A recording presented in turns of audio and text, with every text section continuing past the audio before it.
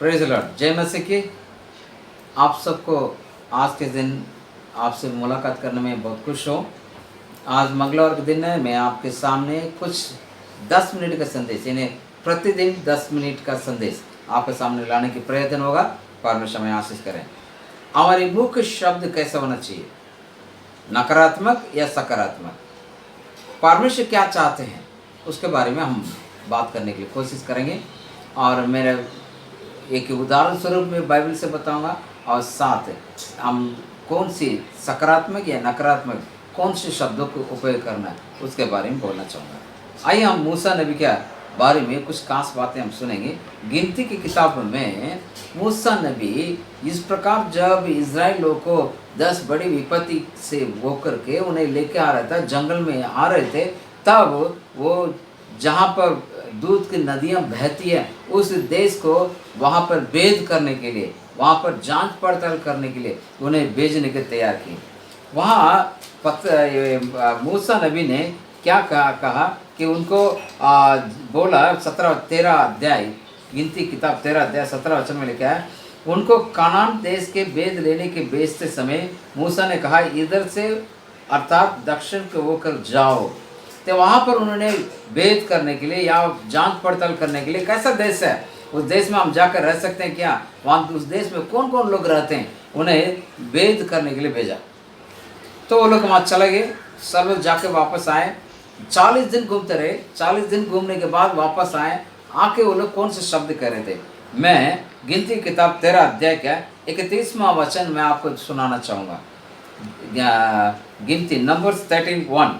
पर जो पुरुष उसके संग गए थे उन्होंने कहा उन लोगों पर चढ़ने की शक्ति हम में नहीं, क्योंकि वे हमसे बलवान हैं।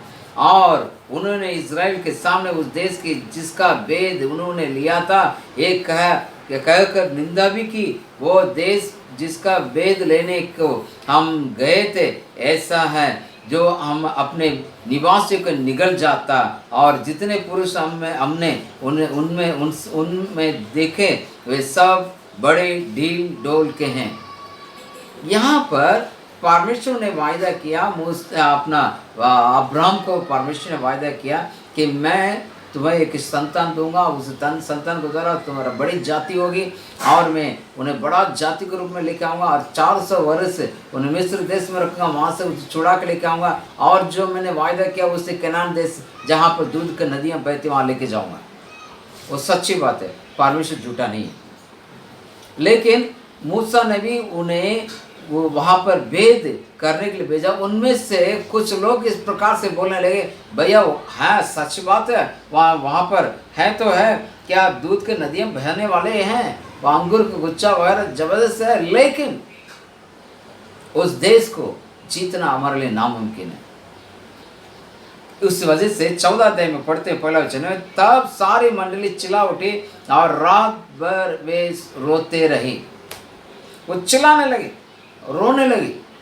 लेकिन वहाँ 2 जन खड़े होकर के, देखिएगा मैं 6 वचन में पढ़ना चाहूँगा कि और नून के पुत्र यहोशू और यूहन्ने का पुत्र कालेब जो देश के भेद लेने में से थे अपना अपना वस्त्र फाड़ा, इसलिए कि सारे मंडली से कहने लगे जिस देश का भेद लेने को हम इधर उधर घूमते कर आए हैं वह अत्यंत उत्तम देश है। यदि यहोवा हमसे प्रसन्न हो तो हमको उस देश में जिसमें दूध और मधु की धाराएं बहती है पहुँच कर उसमें हमें दे देगा। केवल इतना करो कि तुम यहोवा के विरुद्ध बलवन ना करो और ना उस देश के लोग से डरो, क्योंकि वे हमारी रोटी ठहरेंगे, छाया के ऊपर से हट जाएगी, और यहोवा हमारे संग है, उनसे मत डरो। 10 जन क्या बोल रहे हैं, या 8 जन क्या बोल रहे हैं कि वहाँ पर भैया देखो वो हमारा बस की बात नहीं, वो लोग बहुत ताकतवर लोग हैं, वो हमसे लड़ने की योद्धा हैं, हम लड़ नहीं पाएंगे। लेकिन 2 जन कह रहे नहीं, अपने वस्त्र फाड़ते हुए यहाँ नकारात्मक नहीं सकारात्मक बात कहते हैं। क्या सकारात्मक बात कहते हैं, वो हमारे लिए प्रभु देगा, और इसलिए उनसे मत डरो। उसके साथ क्या हुआ वो मैं आपको इसका परिणाम आपको बताना चाहता हूँ। क्या परिणाम हुआ?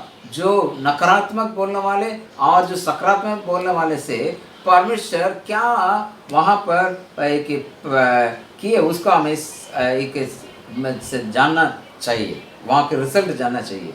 देखिएगा 14 अध्याय उसी गिनती का उसी नंबर्स का 14 का 26 पढ़ेंगे। फिर यहोवा ने मूसा से हारून से कहा कि ये बुरी मंडली मुझ पर गुड़गुड़ाती रहती है, उसमें कब तक मैं सहता रहूं? इजरायली जो मुझ पर गुड़गुड़ाते रहते हैं, उनका एक गुड़गुड़ाना मैंने सुना है, और इसलिए उनसे ये कहना है, यहोवा की ये वाणी है कि मेरे जीवन का शपथ, जो बातें तुमने मेरे सुनाते कही हैं, निस्संदेह मैं उसी के अनुसार तुम्हारा साथ व्यवहार करूंगा। तुम्हारा शव इस जंगल में पड़े रहेंगे, और तुम सब में से 20 वर्ष के या उससे अधिक आयु के जितने गिने गए थे और मुझ पर बुड़बुड़ाते थे, उनमें से युगन्ना या उसे यपुन के पुत्र काले और नून के पुत्र यहूश के छोड़ कोई भी उस देश में ना जाना पाएगा, जिसके विषय मैंने शपथ खाई है कि तुमको उसमें बसाऊंगा। हालेलुया। बहुत बड़ा परिणाम। नकारात्मक बोलने वाले के प्रभु ने कहा तुम लोग यहीं पर मर जाओगे, जो 20 वर्ष या 20 वर्ष से अधिक लोग मरोगे, बच नहीं पाओगे। लेकिन वहाँ 2 जन कालेब और यहूश के लिए बोला गया, तुम कहाँ पर जाओगे? उस जो देश, जो उत्तम देश है, जहाँ दूध और मधु की नदियाँ बहती है, धाराएँ हैं, वहाँ पर मैं लेके चलूँगा। उन्हें लेके गया। हमारे मुंह का शब्द कैसा होना चाहिए? ब्रदर, इसी समय पर हमारे तकलीफ है, हमारे समस्या है, क्या होगा अभी, क्या होगा अभी, हमारे बिजनेस क्या होगा, हमारे जो क्या बातें क्या होगा, ऐसा आप बुड़बुड़ा मत। आप नकारात्मक बातें अपने दिमाग में, अपने मुंह पर मत लाइए, क्योंकि परमेश्वर उससे प्रसन्न नहीं है। लेकिन आप यदि सकारात्मक बात कहेंगे, वहां पर आशीष है।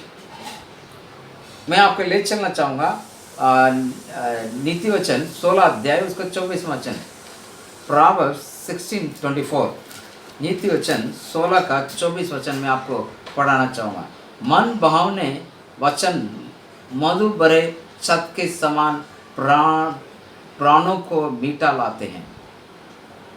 क्या है? मन भावने वचन मधु से भरे हुए छत के समान वो क्या करता है? प्राणों को मीठे लाते हैं। आप नकारात्मक शब्द कह के आप अपने आप की बीमारी करना चाहेंगे? नकारात्मक शब्द के द्वारा क्या अपने भविष्य को खराब करना चाहते हैं? नकारात्मक शब्द के साथ आप अपने परिवार की जो आशीष उसको रोकना चाहते हैं? नकारात्मक शब्द के साथ क्या आप अपने ऊपर जो विपत्तियां लेके आना चाहते हैं? या सकारात्मक यानी पॉजिटिव शब्द, सकारात्मक शब्द कह करके आशीष को भरपूरी आप पाना चाहते हैं? आपके शरीर में भरपूर चंगाई पाना चाहते हैं? आपके आरोग्यता भरपूर होना चाहते हैं कि नहीं? यदि चाहते हैं, आज से नकारात्मक बातें छोड़ दीजिए, सकारात्मक बातों पर आइए। प्रियो, नकारात्मक बातें हमें नहीं चाहिए, सकारात्मक बातें हमें, विश्वास रहित बातों को छोड़ते हुए विश्वास की बातें कहना है। अभी सारे देश अपने बाउंड्री को बंद करके आ रहा है, सब देश अपने अपने देश का बाउंड्री बंद कर रहा है। मैं किसी के अंदर आने नहीं दूंगा, क्योंकि ये महामारी फैलता जा रहा है। आप उसको मत सुनो, उसको मत देख करके आप डरो मत।